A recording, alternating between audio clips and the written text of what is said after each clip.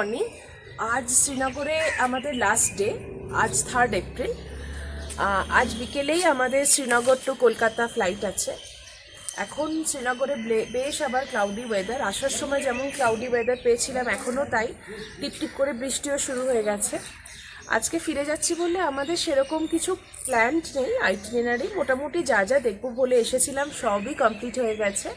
কিন্তু শুধু একটা জিনিসই প্ল্যানে রেখেছি, সেটা হচ্ছে শঙ্করাচার্যের মন্দির।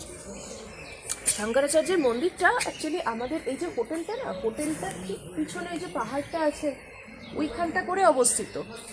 যখন রাত্রিবেলা আমরা যখন এখানটা দিয়ে হাঁটছিলাম বা সন্ধ্যাবেলা, তখন ওখানে লাইট জ্বলছিল, আমরা দেখতে পাচ্ছিলাম। কিন্তু আমরা তো এখানে যাব, নিজেরা গিয়ে দেখব।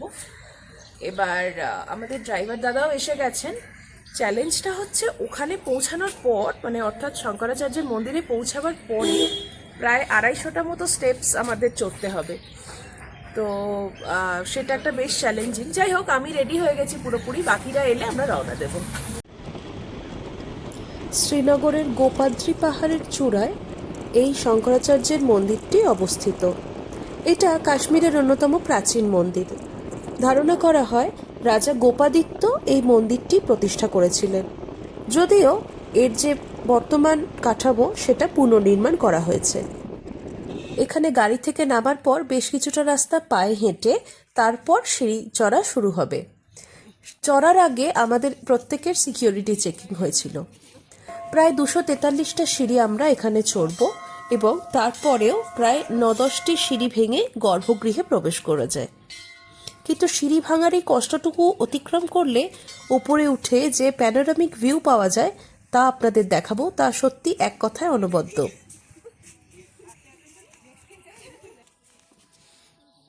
নবম শতাব্দীতে মহান দার্শনিক আদি শঙ্করাচার্য যখন কাশ্মীর ভ্রমণ করেছিলেন, তখন তিনি এখানে আসেন এবং এখানে এসে আধ্যাত্মিক সাধনা করেন।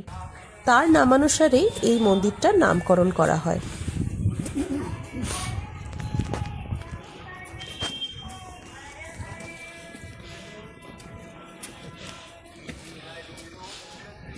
একশোটা স্টেপ কমপ্লিট করলাম, এখনো প্রায় 140টা বাকি আছে। ঠিকই আছে, কোনো ব্যাপার না, এগুলো এগোনো যাক।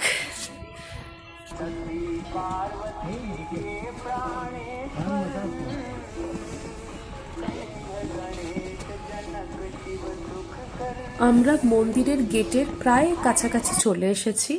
এখান থেকে আর কয়েকটা সিঁড়ি মাত্র বাকি, ওই 20-25টা মতো হবে। আর পাশ দিয়ে কি সুন্দর শ্রীনগর শহরের একটা পুরো ভিউ পাওয়া যাচ্ছে। এই ভিউটা আরও বেশি ভালো করে পাবো যখন মেন মন্দিরের কাছে যাব।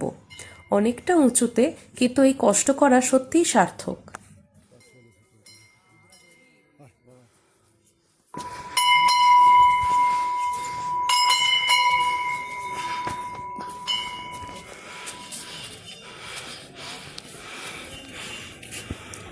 গেট দিয়ে ঢুকে কিছুটা এগিয়ে এই ওপেন চত্বরটা, এখানেই জুতো ছাড়তে হবে।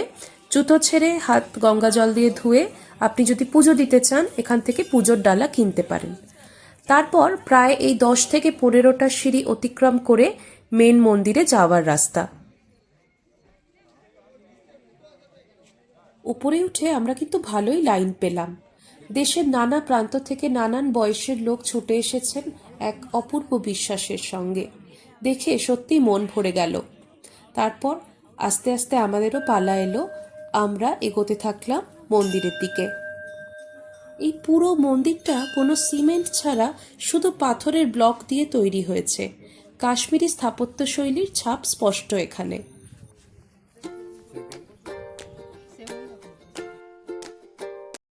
তখন যে ভিউয়ের কথা বলছিলাম তা হলো এটা।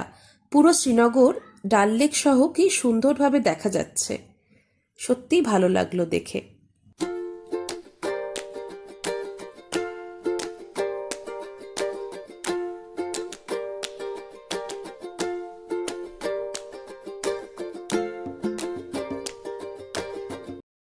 যে কোনো মন্দিরেই ভেতর পর্যন্ত ক্যামেরা অ্যালাউ করে না, তাই আমরা ভেতরের কোনো ছবি তুলতে পারিনি। শঙ্করাচার্যের মন্দির দেখে সত্যি আমাদের মন ভরে গেছে এবং মনে হয়েছে সত্যি যেন 243টা সিঁড়ি অতিক্রম করা সার্থক। आने का रास्ता उस साइड से नीचे मंदिर में दर्शन करके आने का उस साइड से नीचे तो 10,000 रुपये उस साइड से।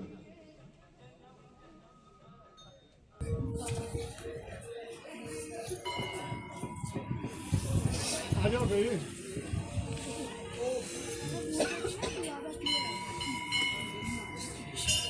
এবার আমরা নেমে যাচ্ছি। খুব ভালো লাগলো মন্দিরটা দর্শন করে, এটা একটা অন্যরকম অভিজ্ঞতা।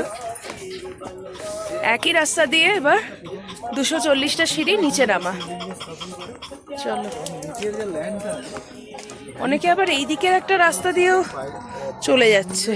এটা গৌরীকুণ্ড যাওয়ার রাস্তা। আচ্ছা, এটা দিয়ে গৌরীকুণ্ডে যাচ্ছে।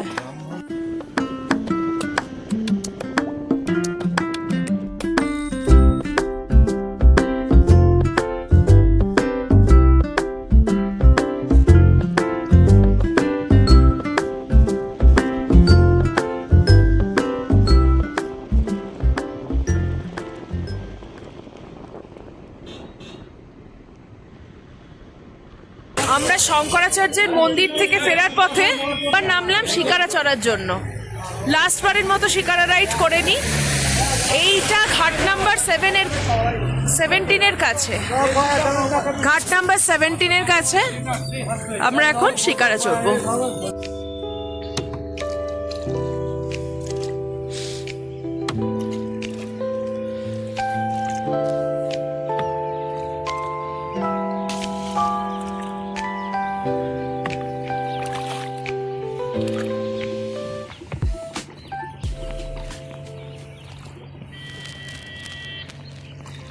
আমরা দুজনই আছি।